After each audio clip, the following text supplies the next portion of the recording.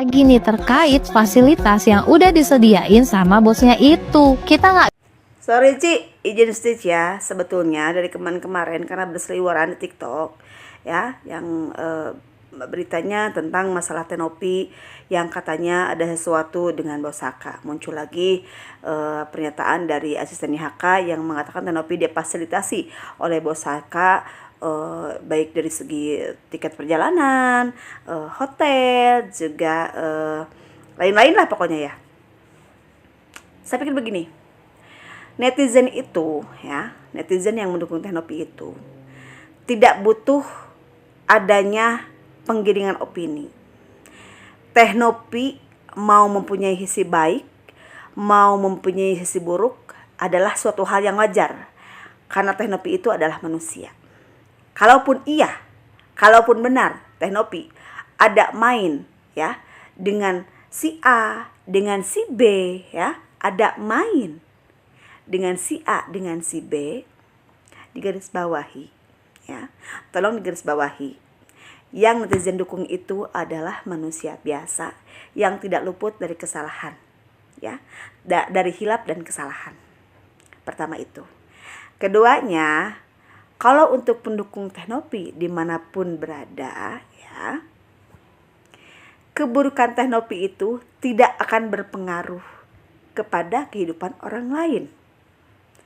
Tapi kebaikan Tenopi yang sudah dilakukan dan pernah dilakukan itu berdampak baik untuk kehidupan orang lain. Jadi segimanapun ada penggiringan opini dari pihak manapun tidak akan berpengaruh untuk para pendukung Tenopi yang lain. Ya, ini menanggapi berseliweran berita-berita di TikTok tentang masalah Tenopi sama Bos Haka ini, gitu ya. Entah motifnya apa, entah untuk apa juga berita ini sampai muncul. Hanya saja untuk para pendukung Tenopi sepertinya nggak ngaruh tuh. Mau dijelek-jelekin, mau difitnah atau gosip atau fakta-faktanya mau dikeluarin pun nggak ngaruh. Kenapa? Karena keburukan yang dilakukan Tenopi untuk dirinya kan tidak ngaruh buat orang lain. Kalau kebaikannya ya baru ngaruh untuk orang lain. Segitu aja lah ya, segitu aja. Nanggapi berita kayak begini mah bete mah liatnya, nggak kelar-kelar.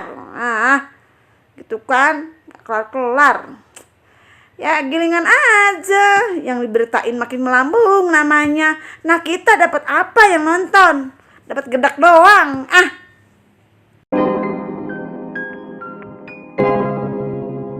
Yo guys, balik lagi bersama saya tentunya Uki. Nah kita kali ini mau bahas kasusnya si Sugus lagi, segmennya ke Sugus lagi ya guys. Dan ini ada berita apa di kali ini, yuk langsung kita simak saja guys. Ini pengacara kondang kita. Masih pengacara kondang kita katanya. Ganteng banget. Kemana Farad Abbas? Asik. Gaya mulai itu lihat. Aduh, gayanya lihat. Asik. Jodoh sama yang di belakang tuh. Lo udah jolim dengan klien kami. Asik. Kau jolim sama dia. Ini orang buta lo. Asik. Kau permainkan. Hati-hati lo. Lo masih punya keluarga, masih punya anak. Bagaimana kalau keluargamu dibuat seperti ini? Pasti lo bakalan sakit hati. Ingat-ingat lo ya. Ini klien kami ini udah cacat. Lo makin perlamakan dengan pengobatannya. Suatu saat nanti Tuhan nggak bakalan tidur dalam hal ini. Saya yakin Tuhan akan membalas semuanya. Terima kasih. Waduh, nggak bahaya nanti tiba-tiba Kadensu datangin kumaha atau bapak, atau ntar giliran didatengin kayak si Farhad ya, kocar kacir, takut gitu ya. Sekarang kayak gini nih, dia berlagak-lagak, masih baru loh ini. Dan anehnya kemana nih Farhad Abbas? Apa karena Agus sudah nggak sanggup untuk bayar Farhad Abbas ya? Karena kan pasti bayarnya mahal guys. Dunia ini nggak ada yang gratisan gitu loh. Nah kita lihat lagi di berita selanjutnya. Agus resmi melaporkan Novi dan sudah lain-lain. Asik, emang nggak ada adab ini si Agus nih. Yang sudah kita laporkan pada tanggal 6 Desember 2024 terkait laporan polisi dugaan tindak pidana penggelapan melakukan pasal 372 yang dilakukan oleh 4 orang, yaitu Denny Sumargo, Pratiwi Novianti, Kim Julio Saputra, dan Pablo Benua. Agus nggak habis-habis ngelapor lagi, masih nggak terima tuh duit 1,3 M, masih kekeh punya Agus. Padahal tuh duit udah dibagiin ke korban bencana alam yang ada di NTT. Itu pun sebagian besar donatur udah sepakat dengan hal itu, Gus. Nggak cuma sebagian donatur, tapi sebagian rakyat Indonesia. Dikit-dikit ngomong nih pengacara, kami pengacara pembela kaum yang lemah. Emang lu pikir korban bencana alam itu bukan kaum lemah? Yang lebih lemah yang harus kalian bela tuh itu korban bencana alam. Banyak orang di situ. Si Agus udah banyak yang udah kasih donasi selain donasi yang 1,3 M itu. Masa masih dibilangin lemah? Lagian bikin matanya kayak gitu kan gara-gara omongannya sendiri. Mulutmu harimau, bu. Kenapa? Bener. Tanggung jawab. Gue lihat juga nih Agus udah happy, udah nggak sedih lagi. Kenapa nggak diikhlasin aja sih, Gus? Hidup tenang itu enak loh, Gus. Apalagi sekarang Agus sudah viral, udah ada nama. Mending buka open endorse aja gitu. Bener. Pusing lagi ntar. Agus pamer kemesraan bareng istri di depan kamera aja gitu ya. Kalau dirasa memang sudah sulit menahan mual dan tidak mungkin menahan lagi bila ingin muntah, keluarkan saja, tak usah ditahan-tahan. Benar. Ya, kalaupun Cetitin merasa jijik dan menganggap ada najis mugalado, ya sudah, mau diapakan lagi. Cetitin kan tinggal melakukan penyiraman menggunakan pasir sebanyak 7 kali. Senyumannya itu loh. Senyuman Cetitin itu penuh makna. Ya. Antara malu, antara jijik berkolaborasi menjadi satu. Yang sabar ya Cetitin, mungkin ini sebuah ujian. Kalau kami sebagai tim kuasa hukumnya, Bentar ya, tim kuasa hukum Agus yakin bahwa uang 1,3 miliar itu akan kembali katanya guys.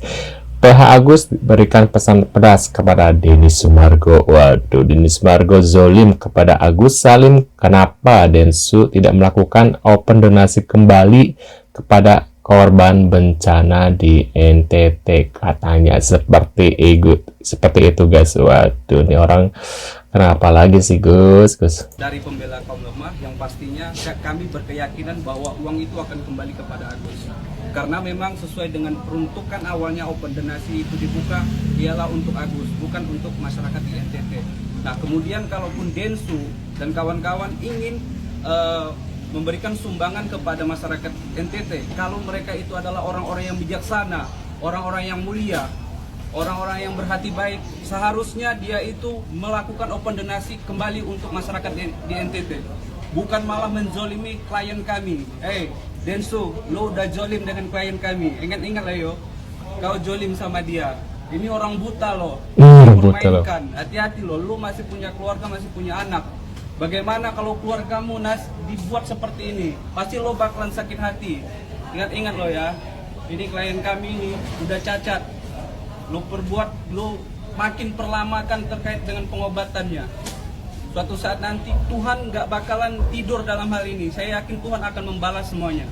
Terima kasih. Ini apa nih? Kita lihat lagi nih apa nih? Ternyata dia masih bisa melihat loh, kita tertipu selama ini. Dia tahu kan tombol dan usap-usap layar HP sambil fokus ke layar HP. Selama ini ngaku-ngaku buta dan sudah nggak bisa melihat lagi. Ternyata bisa main HP, katanya seperti itu guys. Kita lihat videonya kayak gimana. Sepura-pura kau.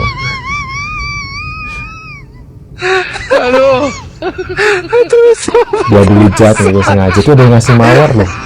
Ini penontonnya masih 3.000 nih guys tuh. Masih banyak menonton si Agus nih. Orang-orang sampai 3.000 tuh penonton di TikTok. Ya gimana dia nggak viral? Bukan aku yang viral, kalian sendiri lah yang bikin Agus nama yang naik netizen ya. Tuh lihat, live-nya sampai nggak ada ngasih flower tuh, ngasih kiki banyak banget tuh guys. Aku mah nggak pernah nonton di live-nya si Agus.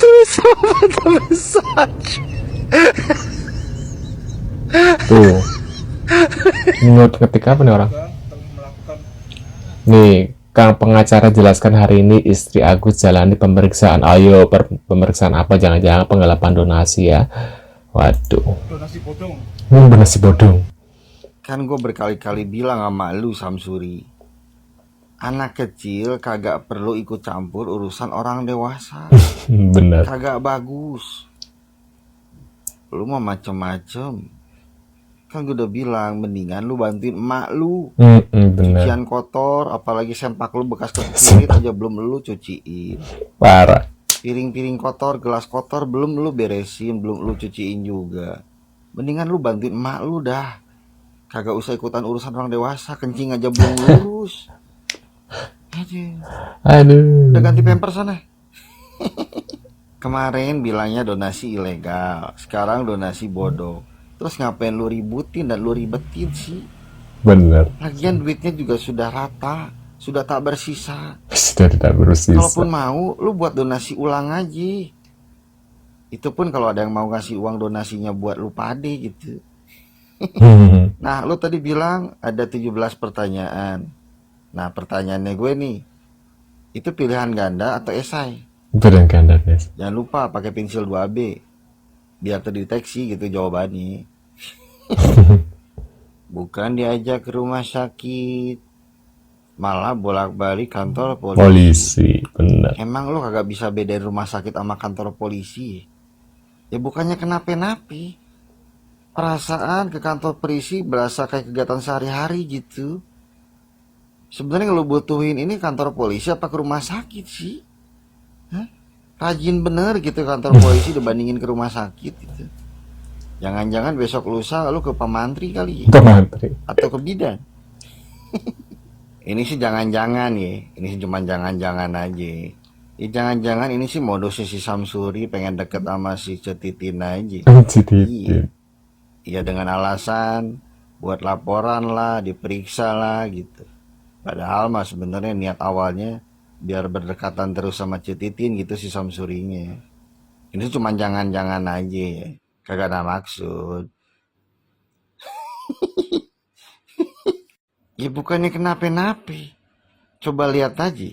Di mana ada Cetitin, pasti aja di situ ada Samsuri. Di mana ada Samsuri, pasti aja ada Cetitin. Seperti tidak terpisahkan gitu. Bahkan ada momen saling pandang memandang gitu.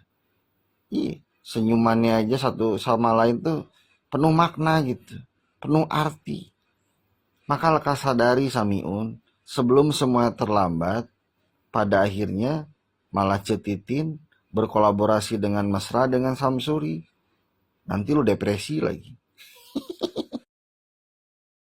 Nah, menurut pendapat kalian gimana nih setelah melihat berita dari si Sugus? Tulis di kolom komentar. Terima kasih sudah hadir dan jangan lupa bantu subscribe dan sampai jumpa di video selanjutnya. See you guys.